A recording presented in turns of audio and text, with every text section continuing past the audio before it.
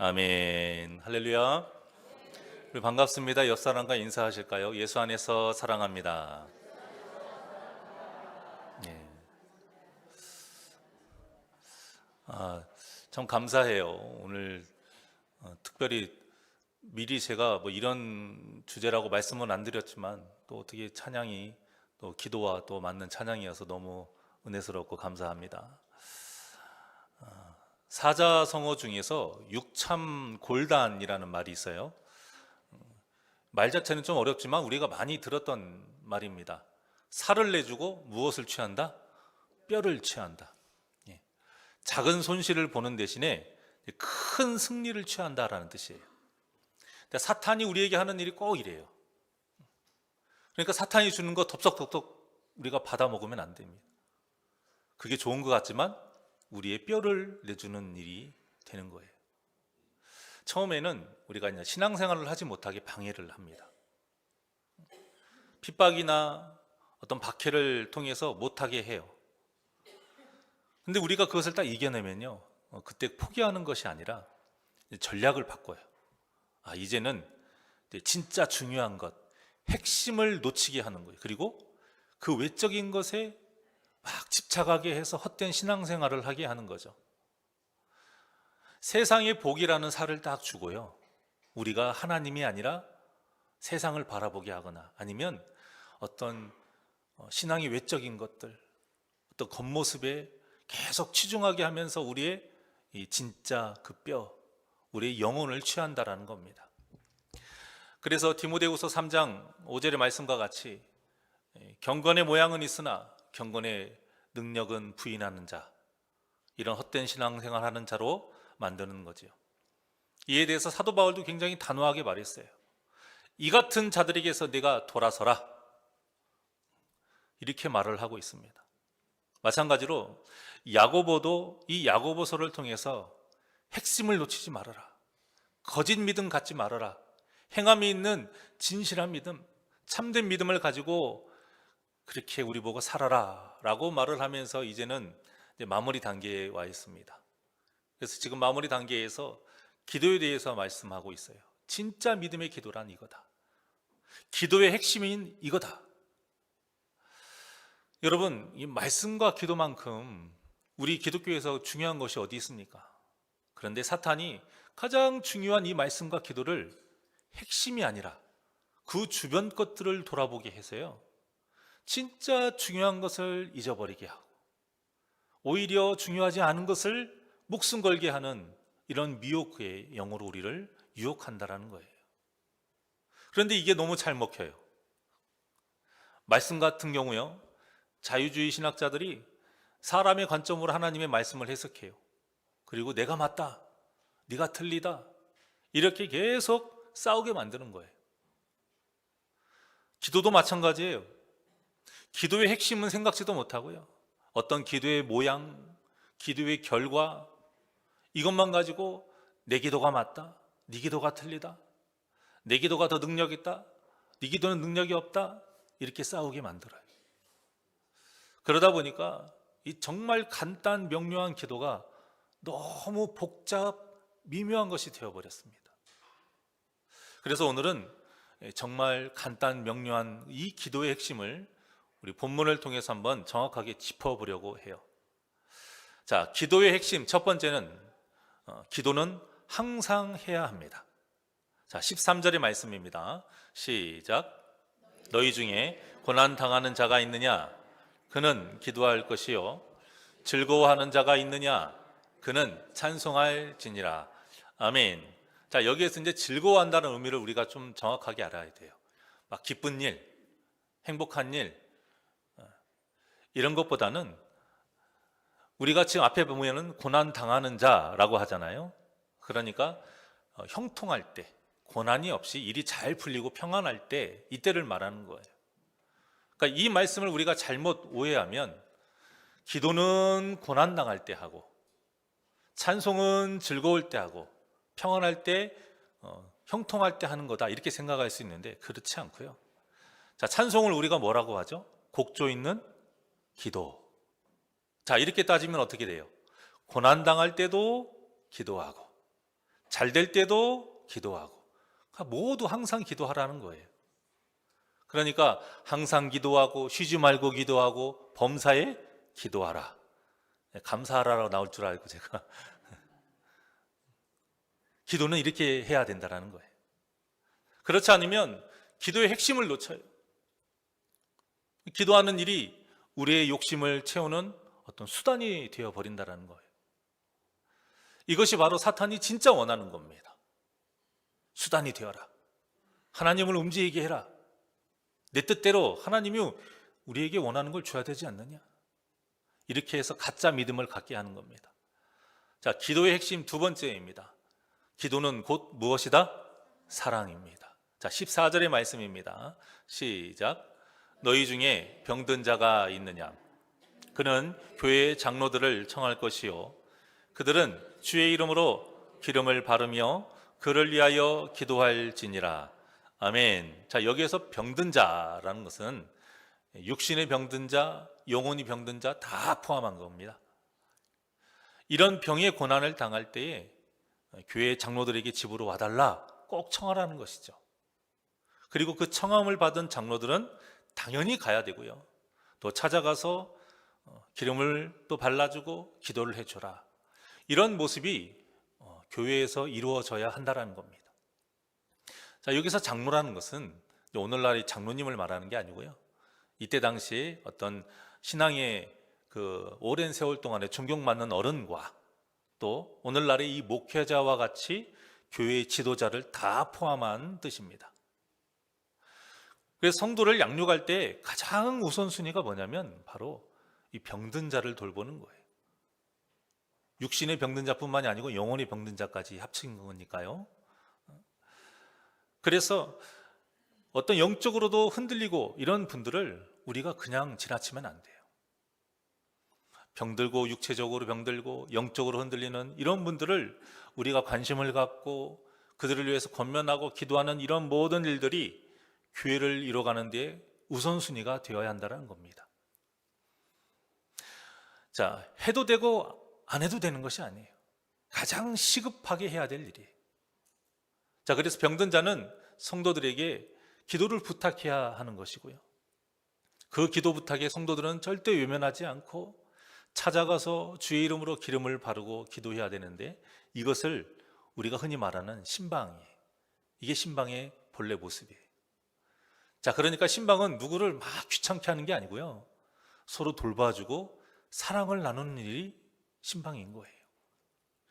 여기에서 보면 기름을 바른다라고 나오잖아요. 이게 당시에는 약을 바른다라는 뜻입니다.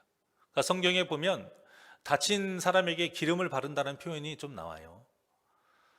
그래서 기름을 바르라는 말은 뭐냐면 성도가 할 수 있는 최선을 다해서 그 병자를 위해 도우라는 거예요. 뭐 육신의 병을 예로 들면 말로만 하지 말고, 만약에 그분이 혼자 계시거나 좀 가난한 환경에 계시면 약도 사다 드리고, 아니면 직접 병원에도 좀 모셔다 드리고, 죽이나 음식 같은 것도 좀 해서 드리라, 이런 것입니다. 그러면서 이 모든 일을 뭐 하면서 하라? 기도하면서 하라. 이것이 핵심이에요. 그러니까 자신이 할 수 있는 최선을 다하면서 기도하며 신방하라라는 거죠. 여러분, 이런 기도는 그냥 할 수 있는 것이 아닙니다. 사랑하는 마음 없이는, 관심 없이는 할 수 있는 게 아니에요. 우리가 믿음이 있으니까요, 무슨 일을 하든지 간에 항상 뭐 하면서 해요? 기도하면서 하잖아요. 그러니까 밥 먹기 전에 기도하고, 아침에 일어나서 하루 시작하기 전에 기도하고, 또 사업하시는 분들은 문 열기 전에 기도하고, 또 직장 다니시는 분들은 일하기 전에 기도하고, 저 심지어는요, 화장실에서 큰일 보기 전에 기도하시는 성도님도 본 적이 있어요. 하나님, 쾌변을 하게 해주세요. 그분이 좀 안 좋았거든요. 근데 왜 이렇게 모든 일을 하기 전에 기도를 합니까? 기도를 하지 않으면 하나님의 역사가 없기 때문에. 기도를 하는 것과 기도를 안 하는 것의 차이가 너무 다른 것을 알기 때문에 하는 겁니다. 그런데 성도와 교제를 나눌 때에는 기도 없이 할 때가 너무 많다는 거예요. 누군가를 위해 기도한다는 것은 그 사람이 중요하다는 뜻입니다. 항상 신경이 쓰인다는 거예요. 그래서 성도 간에 가장 위로가 되고 힘이 되는 말이 무엇이에요? 성도님, 제가 당신을 위해서 기도하고 있습니다. 이거예요. 우리 옆 사람에게 한번 말씀해 보실까요? 저는 당신을 위해서 기도하고 있습니다. 시작. 설마 제 말 그대로 당신을 이라고 한 건 아니죠? 지금 이 인사를 하실 때 쑥스럽고 머뭇거리시면, 찔리는 게 있으면 회개해야 됩니다. 기도를 하진 않았는데 했다라고 하는 거니까. 근데 우리가 이런 인사와 이런 말이 거침이 없어야 돼요. 자연스러워야 돼요. 저도 아내와 여러분을 위해서 항상 매일 기도하고 있습니다. 여러분뿐만이 아니고 요람책 펴놓고, 저는 이제 패드에다가 요람 펴놓고 이렇게 띄워놓고, 그렇게 우리 성도님들의 가족 이름 불러가면서 하나하나 불러가면서 기도해요. 왜 그럴까요? 여러분을 주 안에서 사랑하니까요. 여러분이 주 안에서 이룬 저와 똑같은 한 몸이니까요. 그래서 사랑이 넘치는 새날교회를 이루자, 이런 뜻에서 제가 이 성도 기도 제목을 딱 만들어 놓고 중복 기도를 하게 한 것입니다. 여러분, 이런 일이 좀 부담스러울 수는 있어요. 그런데 이런 거룩한 부담감은 좋은 겁니다. 내 영혼이 지금 죄에 민감해 있다는 거예요. 믿음의 맥박이 뛰고 있다는 거예요. 자꾸 죄가 거슬리고 내가 이거를 해야 되는데 신앙의 양심이 찔리고 있다는 것은 내가 지금 살아있다는 거예요. 내 영혼이 살아있다. 하나님의 말씀을 따르고자 하는 이 부담을 가지고 항상 의식하면서 살고 있다는 뜻이기 때문에 좋은 겁니다. 그러니까 이 영혼의 맥박이 사라지지 않도록 거룩한 부담감을 가지시길 바랍니다. 복인 거예요. 자, 기도의 핵심 세 번째, 시작. 의인의 강구여야 합니다. 자, 15절과 16절의 말씀입니다. 시작. 믿음의 기도는 병든 자를 구원하리니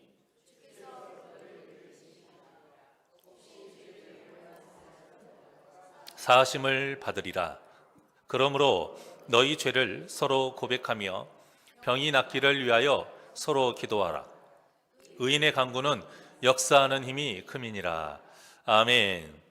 자, 방금 봉독하신 말씀이 우리가 그토록 바라는 응답받는 기도, 이런 기도에 관한 내용인데요. 자, 문제는 이때도 사탄이 이 하나님의 말씀을 잘못 이해하도록 미혹한다는 겁니다. 여러분, 병든 자를 치료하시는 분이 누구십니까? 하나님이시죠. 치료하시고 안 하시고의 결정이 누구 손에 달려 있어요? 오직 하나님 손에 달려 있어요. 이 세상의 모든 역사의 주권은 다 하나님 한 분뿐이에요. 그런데 사탄이 우리에게 이 믿음이라는 옷을 입고 기도하면 우리가 원하는 대로 하나님을 움직이게 할 수 있다, 이렇게 미혹하는 거예요. 믿음을 거기에다 갖다 붙이는 거예요. 우리가 이 미혹에 딱 넘어가니까 어떻게 합니까? 얼마나 오래 기도했느냐, 어떤 모습으로 기도했느냐, 얼마나 열심히 기도했느냐, 이것을 기도의 핵심으로 착각하게 만든다는 거예요. 이건 기도의 핵심이 아니에요, 여러분. 기도의 핵심은 이런 겉모습이 아닙니다. 자, 15절에 뭐라고 시작하고 있어요? 15절에 보면 믿음의 기도는, 자, 그런데 이게 좀 추상적입니다. 그래서 16절에 보면 야고보가 같은 뜻으로 한 말이 뭐냐면 의인의 간구라고 하는 거예요. 자, 의인이라는 말이 무슨 뜻입니까? 세상에서는 선하고 착한 일을 한 사람, 이런 사람을 의인이라고 해요. 그런데 성경에서 말하는 의인은 그것이 아니라 하나님 뜻에 합당한 사람, 하나님 마음에 맞는 사람, 그래서 하나님과 친밀한 사람, 이런 사람을 의인이라고 하는 거예요. 자, 제가 설교 서두에서 말씀드린 것처럼 기도는 아주 간단 명료합니다. 그러니까 기도에 대해서 여러분 좀 쉽게 이해하고 시작하셔야 돼요. 기도가 무엇이에요? 하나님과 대화하는 거예요, 대화. 이 기도를 어떤 신학적이고 어려운 이런 이해 가운데서 시작하지 마시고요. 그냥 하나님의 대화예요. 자, 그러면 하나님과의 대화를 할 때 우리가 두 가지만 기억하면 됩니다. 자, 첫 번째는 누가 먼저 대화를 시작했느냐, 누가 먼저 말을 걸었느냐 이거예요. 자, 두 번째는 그래서 그 말을 누가 걸었는데 그 대화 주제가 무엇이냐, 이거 두 개를 알아야 됩니다. 자, 첫 번째 누가 먼저 대화를 시작했느냐인데, 여러분, 우리가 하나님과의 관계에서 누가 먼저 다가왔고 누가 먼저 손 내미셨고 누가 먼저 말을 건네셨다고 생각하십니까? 다 하나님이 먼저 하신 거예요. 우리가 착각할 때가 있어요. 내가 번뜩 하나님이 생각나서 교회 십자가를 보고 내가 오고 싶은 마음에 내가 먼저라고 생각하시지만 절대 그렇지 않습니다. 모든 것은 하나님이 먼저 손 내미셨고요, 먼저 말씀을 우리에게 걸어오신 거예요. 성경에 보면 다 하나님이 먼저 다가오셨고 먼저 말씀을 건네셨어요. 우리가 하나님이 어떤 분이신 것을 몰랐고 인격적으로 만나지를 못해서 그런 것이지, 그랬다고 하나님이 안 계신 것이 아니잖아요. 우리가 몰랐던 그때에도 하나님은 우리를 이미 택하셨고 우리를 위해 열심히 일하셨음을 믿으시길 바랍니다. 이 하나님의 열심히 열매가 바로 지금 이 순간이에요, 여러분.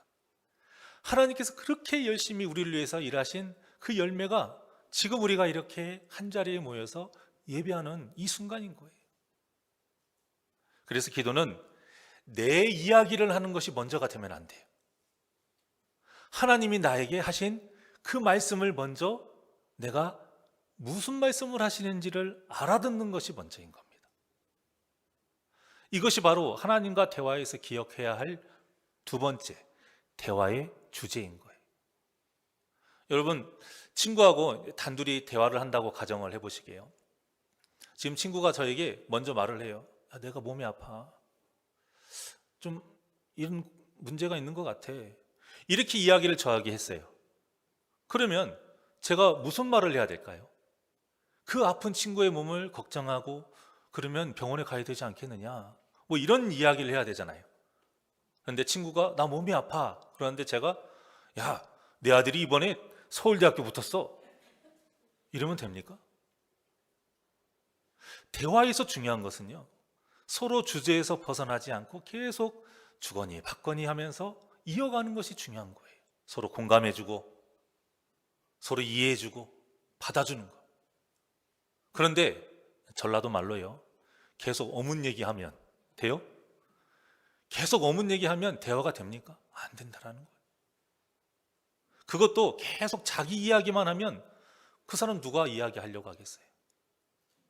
우리도 대화를 하다 보면 꼭 그런 분들이 있잖아요. 남의 이야기는 잘 안 들어요. 자기 이야기만 하시는 분들이 있어요.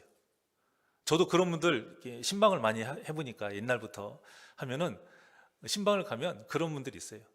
본인 이야기하고 싶어 죽겠는 얼굴을 하고 있어요. 근데 저도 신방은 목적이 있으니까 권면도 좀 하고 해야 되잖아요. 근데 이런 이야기를 하다가 중간에 딱 어떤 맥이 끊기는 타이밍이 있으면 그때 탁 치고 들어와요. 그리고 막 본인이 하고 싶은 이야기를 막 해요.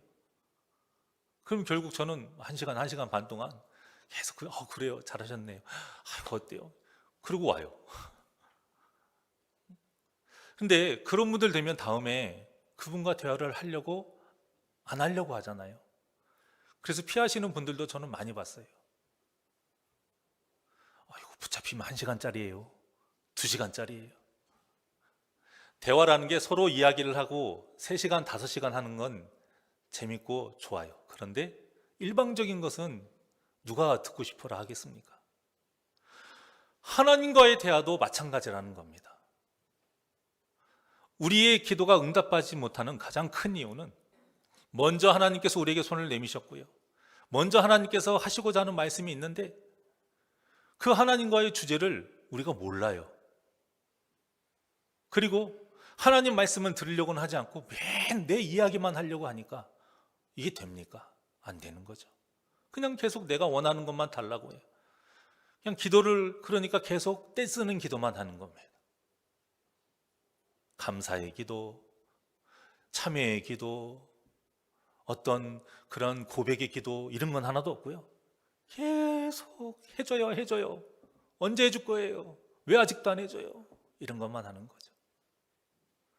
그래서 본래는 나를 쳐서 복종시키고 내가 변화되기 위해서, 결단하기 위해서 하는 그 작정 기도를, 이 작정 기도가 어떻게 변질이 되냐면요, 날짜를 딱 정해놓고 내가 열심을 다해서 밥도 안 먹고 하나님 기도할 테니까, 자, 하나님이 이 시간 안에 꼭 들어주셔야 돼요. 이렇게 때를 쓰는 잘못된 작정 기도가 된다는 겁니다. 이 모습이 꼭 누구의 모습입니까? 한창 사춘기에 빠진 중2병 걸린 자녀들의 모습과 좀 비슷하지 않나요? 요즘 뭐 휴대폰 때문에 더 부모와 자녀 간의 대화가 많이 단절이 되긴 했습니다만, 본래 휴대폰이 없어도 아이들이 사춘기에 빠지면 어떻게 돼요? 부모님하고 자녀 간의 대화가 많이 줄어드는 건 사실이에요. 그때 이제 부모님이 어떻게라도 이제 말 한마디 걸어보려고 먼저 말을 걸어요. 좀 농담도 해가면서 분위기도 이렇게 풀려고 하면 뭐요? 이렇게 유치하게 바라보게 하기도 하고, 선생님하고 무슨 일 있었어? 학교에 뭔 일 있었어? 친구하고 무슨 일 있었어? 이렇게 좀 사소한 거라도 이야기를 나누고 싶어 하면 아이들이 뭐라고 해요? 단답형으로 끝나요. 별일 없었어요? 좋았어요. 이러고 끝인 거예요. 그리고 계속 있으면 또 말 걸까 봐 귀찮으니까 바로 뭐예요? 방으로 들어가 버려요. 그런데 이런 아이들도 어느 날 먼저 말을 걸어올 때가 있습니다. 그것도 아주 짧고 굵게요. 돈 주세요. 학교에서 뭐 해야 되니까 돈 달래. 문제집 사기에 돈 주세요. 현장학습 가야 되니까 돈 주세요. 날씨도 계절도 바뀌었는데 옷 사 입어야 되니까 돈 주세요. 물론 이제 우리 집은 그러지는 않습니다만, 어떤 부모가 됐든 이런 말 들으면 어떤 생각이 들까요? 아니, 내가 무슨 현금 인출기야? 필요하다고 하면 내가 돈을 맨날 주게? 이런 생각 누구나 들게 되어 있어요. 아무리 사랑하는 자녀라 해도. 뭐 부모의 기분을 살피면서 애교를 피우면서 말하는 건 바라지도 않잖아요. 좀 부드럽게 말하고, 이런 이유 때문에 그러니까 좀 사주시면 안 되겠냐고, 이런 이유 때문에 오늘 가져가야 된다고, 이렇게 말을 하면 얼마나 좋아요. 근데 그냥 자기 말만 하고는 결론만 말해요. 결론만. 빨리 돈 주라 이거예요. 그럼 부모 입장에서는 화가 나죠. 그런데요, 우리가 하나님께 이렇게 기도를 한다는 겁니다. 앞뒤 다 잘라 먹어요. 하나님과의 어떤 관계 개선에는 전혀 관심도 없어요. 그냥 결론만 말해요. 주세요. 왜 안 줘요? 빨리 줘요. 자, 40일 동안 제가 밥 안 먹고 기도합니다. 그때까지 빨리 줘야 돼요. 우리의 기도의 목적이 사춘기 자녀들이 이 돈을 바라고 옷을 바라는 것, 이런 기도가 된다는 거예요. 그래요. 우리가 이런 기도 할 수 있어요. 우리가 이런 기도를 하나님께까지 누구한테 합니까? 그런 기도 하라고 하셨고, 그런데 문제는 뭐냐면 이런 기도만 한다라는 거예요. 이런 기도만. 그러니까 자기가 원하는 대로 하나님이 해주지 않으시면 이제는 모든 탓이 다 누구 탓이 돼요? 하나님 탓이 되는 거예요. 그러면서 이렇게 말해요. 하나님, 제가 이렇게까지 기도했는데 왜 안 들어주시는 거예요? 빚쟁이가 꼭 빚받으러 오는 것처럼 따져. 여러분의 자녀가 이렇게 눈 부릅뜨고 왜 해달라는 대로 안 해주냐고 팍팍 대들면 어떨 것 같으세요? 하나님도 똑같은 겁니다. 그래서 제가 기도를 좀 쉽게 생각하자고 말씀을 드리는 거예요. 그래서 야고보 사도가 의인의 간구라고 말합니다. 의인의 간구.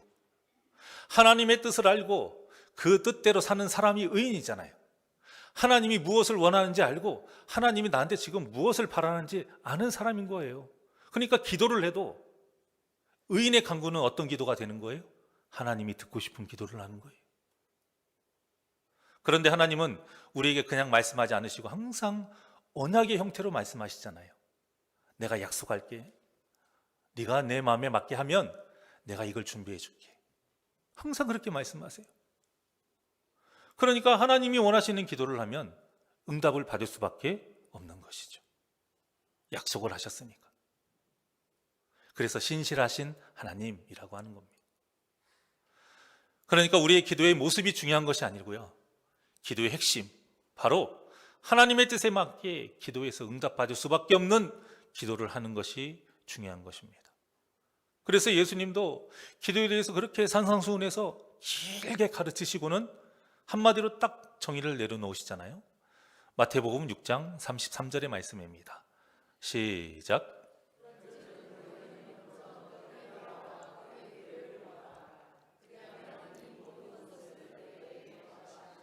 아멘. 자, 너희는 먼저라고 했잖아요. 먼저. 병 낫게 해주세요, 이런 기도하지 말라는 뜻이 아니에요, 여러분. 그거보다 먼저가 뭐예요? 하나님의 뜻인 거예요. 하나님의 나라와 하나님의 의를 위해서 구하는 것. 순서가 중요합니다, 여러분. 먼저. 그 먼저의 순서를 제대로 알으라고, 하나님의 뜻을 제대로 알으라고 우리에게 무엇을 주셨어요? 성경을 주신 거예요. 성경을 읽고 하나님의 뜻이 이것이다 알려주시는 거죠. 그래야 우리의 기도가 주의 나라와 주의 의를 구하는 기도가 될 수 있고요, 응답받을 수 있는 거예요. 자꾸 다른 말 하지 말라는 겁니다. 하나님이 듣고자 하는 기도가 있다는 거예요. 문제가 생겼을 때 당연히 그 문제를 놓고 우리가 해결해 달라고 기도합니다. 해야 되고요. 하지만 그 이전에 하나님과의 관계가 중요하다는 거예요. 하나님과의 친밀한 관계가 중요하다는 거예요. 의인으로서 기도해야 된다는 겁니다.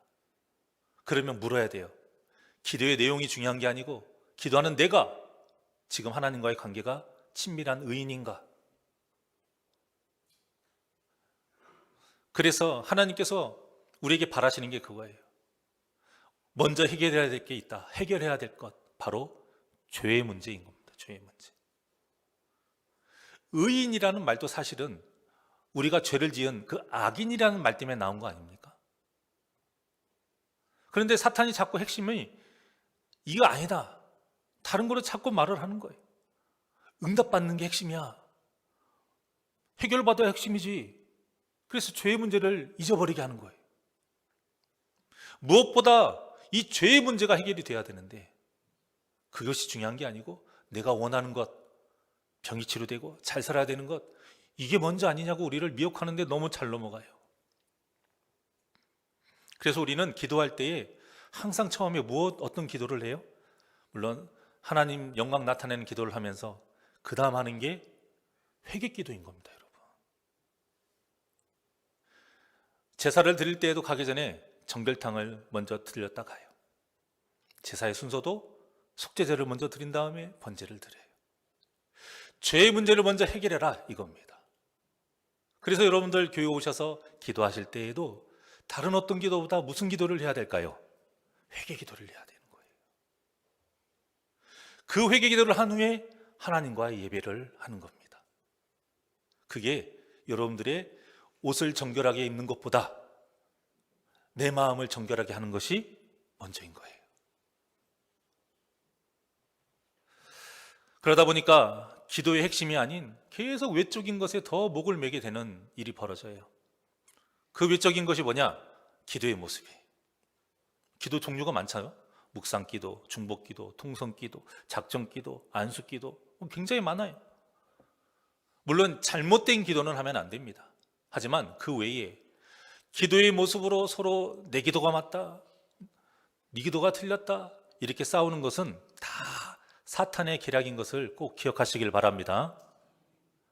모두 각자의 그 신앙생활의 경험과 자기가 배운 그 신앙을 바탕으로 각자의 기도의 모습을 택해요. 그래서 어떤 분들은 통성기도에 대해서 거부감을 가지시는 분들도 있어요. 그때 예로 드시는 것이 예수님이 말씀하신 골방기도를 많이 예를 들어요. 이 말씀도 사실은 골방이라는 곳에서 조용히 기도하는 것이 핵심이 아니에요. 그 말씀 한번 보실까요? 마태복음 6장 6절입니다. 시작. 너는 기도할 때에 내 골방에 들어가 문을 닫고 은밀한 중에 계신 내 아버지께 기도하라. 은밀한 중에 보시는 내 아버지께서 갚으시리라. 아멘. 하나님과의 1대1의 깊고 친밀한 관계를 이루라는 거예요. 집중하라 이거예요. 다른 사람 외식하지 말라 이거죠. 진실된 기도를 하라 이거예요.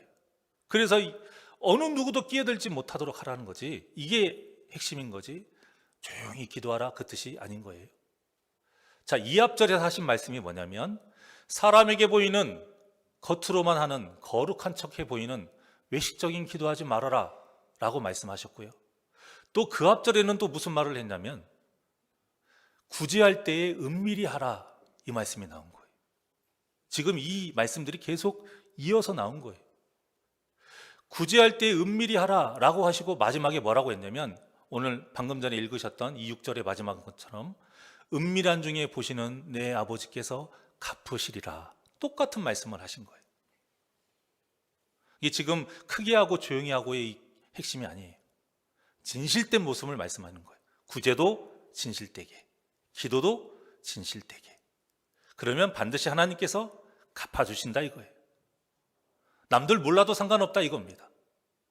구제하는 거 드러내지 말고 기도하는 거 드러낼 필요 없다 이거예요. 그걸로 거룩한 척하지 말아라 그 뜻인 거죠. 그러니까 우리의 모든 신앙의 모습이 사람에게 보이는 거짓 모습이 아니라 오직 하나님만을 바라보면서 하나님이 원하시는 모습을 가져라 이거예요. 결국 이 모든 말씀이 한마디로 정리가 된 것이 바로 아까 봉독했던 그런즉 너희는 먼저 그의 나라와 그의 의를 위하여 구하라 이거죠. 그리하면 하나님께서 그 모든 것을 우리에게 더하시리라. 넘치도록 부어주신다는 거예요. 그리고요, 성경에 보면 사람들이 모여서 하는 기도에서는 묵상 기도를 하지 않았어요. 미스바에 모여서 회개 기도할 때도 가슴을 치며 눈물을 흘리며 통회하면서 잡아가는 기도였고요. 또 오순절 성령의 역사가 있었던 그 기도도 마찬가지예요. 전에도 말씀을 드렸는데 그 기도의 현장이 마가의 어머니 마리아의 집에 다락방일 수도 있고요. 회당일 수도 있어요. 자, 그런데 우리가 흔히 알고 있는 이 마가의 다락방이라고 한다면 그때의 방언의 말이 집 밖에 있는 그 사람들이 분명히 알아들었어요. 그렇죠?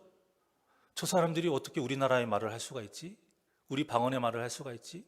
엄청 크게 기도했다는 뜻이에요. 또 예수님께서 겟세마네에서 기도하신 것도 마찬가지예요. 비록 같이 따라간 3명의 제자가 베드로와 요한과 야고보죠. 이 3명이 기도하시고 나오면 항상 피곤해 있었어요. 그걸 3번이나 예수님이 책망하셨어요. 자, 그런데도 예수님이 그때 겟세마네에서 기도하신 내용을 성경에 기록되어 있죠. 왜 기록되어 있을까요? 어떻게? 멀리 떨어져서 기도하셨지만 다 들리도록 기도하셨기 때문에 그 기도를 제자들이 듣고 성경이 기록한 겁니다. 물론 제가 이렇게 말씀드린다고 해서 그러면 통성기도만 해야 되는 거냐? 그것도 아니에요, 여러분. 그러니까 이런 기도의 모습으로 인해서 갑로을박 다투고 싸울 것이 기도의 핵심이 아니라는 거예요. 어떤 분들은 이 통성기도를 다른 사람에게 보이기 위한 거다. 물론 잘못한 거죠. 어떤 내 기분 풀기 위해서 하는 거다. 이것도 잘못된 거예요. 중요한 것은 회중기도이든 일대의 골방기도이든 통성기도이든 묵상기도이든 중요한 것은 하나님과 1대1의 대화예요. 진솔함이고 집중하는 거예요. 설교 처음에도 말씀드린 것처럼 간단 명료하게 생각하자라는 거예요.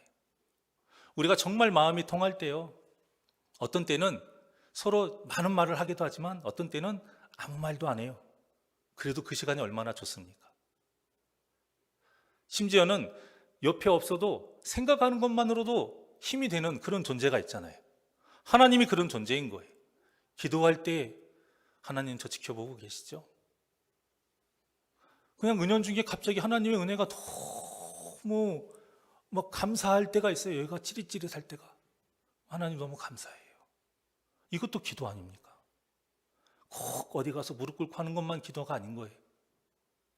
그래서 어떤 목사님은 수시 기도를 하라고 막 가르치세요. 그게 진짜 기도다 하면서 매 순간순간마다 하나님을 생각하면서 그냥 짧은 한마디라도 진솔되게 감사해요. 감사해요. 중요한 건 진솔함이에요. 그리고 하나님과 1대1 집중하는 것 잊지 마십시오. 그 기도로서 우리가 정말로 하나님께 전심을 다해 기도할 때 응답받을 줄 믿습니다. 그래서 우리가 서로를 기도의 그 모습을 존중해 줘야 되고 또 배려를 해 줘야 돼요. 이런 지혜와 절제가 또한 반드시 필요합니다. 그래서 서로 자신의 기도 모습이 맞다고 다투는 것은 말씀드리지만 사탄이 바라는 대로 하는 것이에요. 요즘 제가 새벽 기도회 때 정말 좀 다르게 기도하죠. 마이크를 잡고 예배 다 끝나고 기도할 때 좀 많이 짧아졌어요. 아마 어떤 분들은 왜 그동안 지금까지 좀 병약하신 분들, 아프신 분들, 문제 있으신 분들, 좀 기도 부탁하신 분들 이름 불러가면서 제가 기도를 했었는데 왜 안 하시나 할 거예요. 제가 이제 보통 그렇게 기도를 하면 최소한 한 10분 이상씩 그렇게 마이크만 잡고 기도를 하는데 이런 제 기도가 간혹 어떤 분들에게 본인의 기도하는데 집중이 안 되고 좀 방해가 되기도 한대요. 근데 제가 그 말을 듣고 넘길 수는 없잖아요. 서로 다 같이 하나님께 기도하는 시간인데. 그래서 제가 그분들에게 혹여라도 방해가 되지 않도록 하기 위해서 짧게 기도하고 내려가는 겁니다. 그래도 제가 할 기도는 다 해요. 잘 아시겠지만 제가 부임하고 나서부터 우리 교회 분위기가, 교회 기도 분위기가 많이 달라졌어요. 이렇게 되기까지 성도님들의 이야기에 우리가 최대한 귀를 기울였고요. 이렇게도 해보고 저렇게도 해보면서 지금까지 이렇게 이룬 것입니다. 물론 지금 만족해 하시는 분도 계시고 아직 어색해 하시는 분도 있어요. 그래서 어색해 하시는 분들을 배려하면서 지금 이뤄가고 있는 거예요. 제가 이 이야기도 안 하려다가 하는 이유는 왜 안 하시지? 또 이제 이런 생각이 기도에 방해가 되실까봐. 새벽에 오시는 분들 그런 거 전혀 아니라고 그런 뜻에서 말씀드리는 거예요.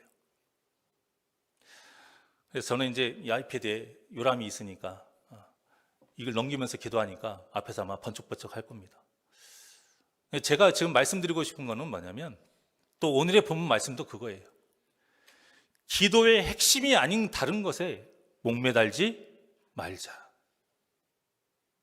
허심 쓰지 말자라는 거예요. 지금 기도하는 거에도 힘들어요. 여러분 기도줄기 한번 잡는 게 얼마나 힘든 거 아세요? 아무리 주위가 조용해도요 조용한 만큼 또 기도하기 힘들 때가 있고요, 시끄러우면 또 시끄러운 만큼 기도하기 힘들고, 기도 자체가 원래 집중해서 하는 게 쉽지 않은 일이에요. 그런데 지금 다른 것에 허심 쓸 틈이 없어요. 여러분, 우리가 진짜 힘써야 하는 것은 하나님의 뜻대로 기도하는 것입니다. 야고보도 이 뜻으로 17절과 18절과 같이 말을 했어요. 다 같이 한 목소리로 시작.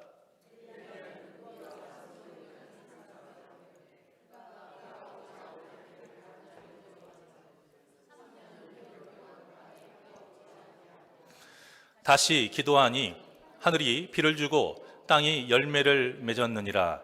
아멘. 자, 이 말씀에서도 핵심을 우리가 잘못 알게 되면 이렇게 알게 돼요. 야, 엘리야가 비 오지 않게 해주세요. 기도하니까 하나님이 비를 오냐? 딱 끊어주시고, 비 내려주세요. 오냐? 비를 내려주셨다. 얼마나 믿음 있는 기도냐? 이거 아닙니다, 여러분. 먼저 이 기도를 하기 전에 하나님께서 엘리야에게 말씀을 하신 거예요. 항상 하나님이 먼저 말씀하신 거예요. 여러분 잘 생각해 보세요. 비가 안 내리면요 사람이 죽어요. 굶어서 죽는 사람들이 있어요. 안 죽어도 얼마나 고통스럽습니까? 장장 3년 6개월 동안이나. 이런 기도 여러분 하고 싶으세요? 그래서 예레미야가 눈물로서 기도를 한 거예요. 하나님, 어떻게 이스라엘이 다른 이방 나라에 멸망하고 포로로 잡혀간다는 말을 어떻게 제가 할 수 있겠습니까? 하라니까 해야죠. 엘리야의 기도는 하나님이 하라고 했던 기도를 그대로 한 것입니다. 이것이 핵심이에요, 여러분. 그래서 비가 오지 않는 그때에도 계속 비 오지 않게 계속 기도한 거고요. 한 번의 기도 끝난 거 아니에요, 여러분. 하나님이 말씀하셔서 저 바알 선지자들과 기도해라, 기도 대결을 해라. 기도 대결했고요. 끝나고 나중에 또 아합 왕을 불러서 이제 하나님께서 비를 내려주시는 그 현장 보게 하신 거예요. 그때까지 엘리야는 기도를 멈추지 않았습니다. 어떤 기도의 모습, 불을 내리게 해달라, 무릎 꿇고 고개를 무릎 사이에 받고 하는 이런 모습, 그게 중요한 게 아니고요. 하나님이 하라는 대로 기도를 했어요. 그것도 끝까지 멈추지 않고.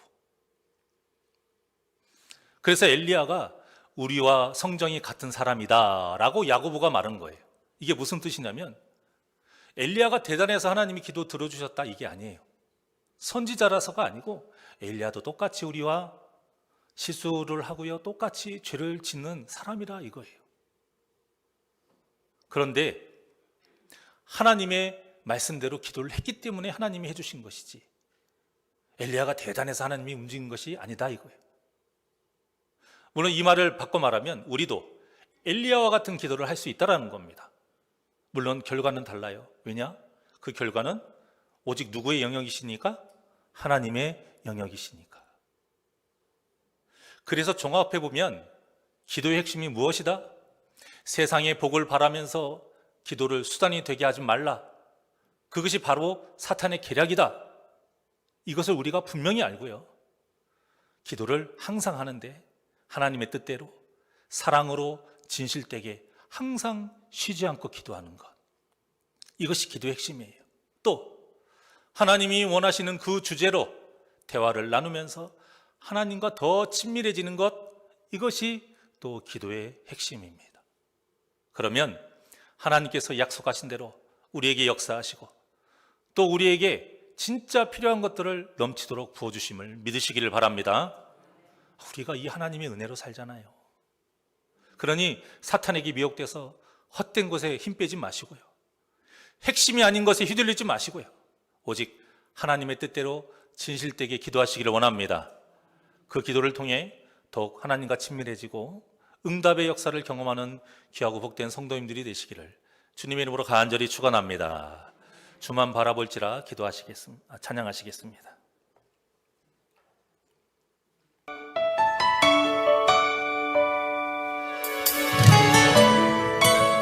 오직 주님만 바라보며 기도할 때 응답의 역사가 있습니다.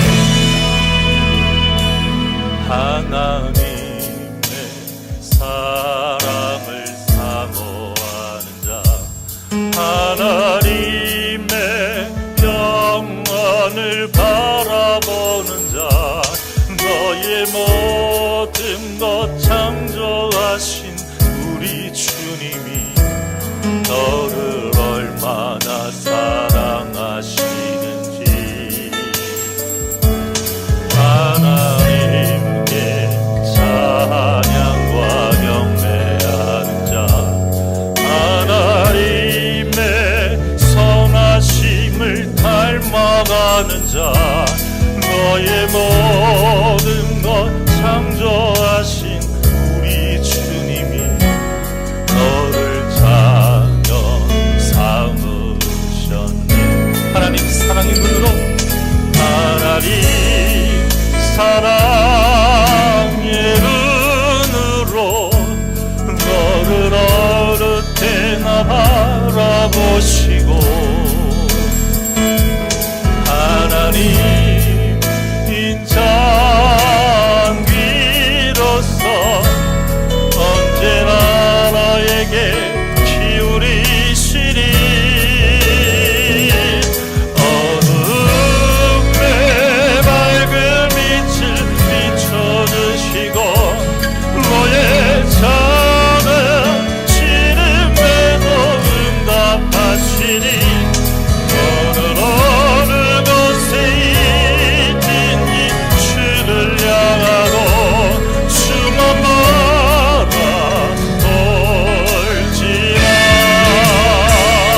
우리 두 손을 가슴에 얹고 하나님께 찬양과 경배하는 자, 하나님의 선하심을 주님을 닮아가는 자, 너의 모든 것 창조하신 우리 주님이 너를 자녀 삼으셨. 하나님 사랑의 눈으로, 하나님 사랑의 눈으로 너를 어느 때나 바라보시고, 하나님 인자한 귀로서 언제나 너에게 기울이시니, 어둠의 밝은 빛을 비춰주시고 너의 작은 시름에도 응답하시니, 너는 어느 곳에 있든지 주를 향하고 주만 바라던. 우리 두 손 높이 들고 고백합니다. 하나님 사랑의 눈으로 너를 어느 때나 바라보시고, 하나님 인자한 비로소 언제나 너에게 기울이시니,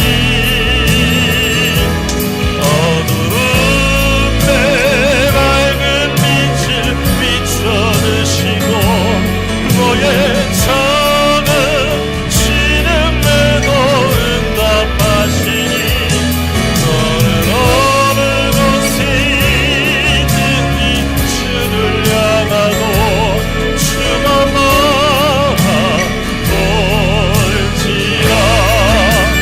주만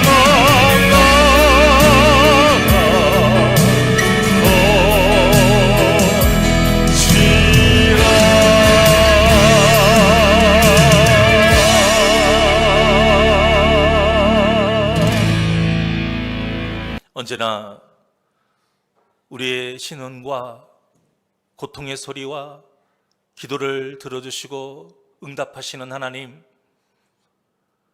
우리가 하나님께 기도할 때에 정말 중요한 것을 놓치지 않는지 언제나 바라보며 하나님이 기뻐하시는 기도, 응답하시는 기도할 수 있게 이끌어 주시옵시고 역사하여 주시옵소서. 중요한 것은 내가 의인으로서 기도하느냐입니다.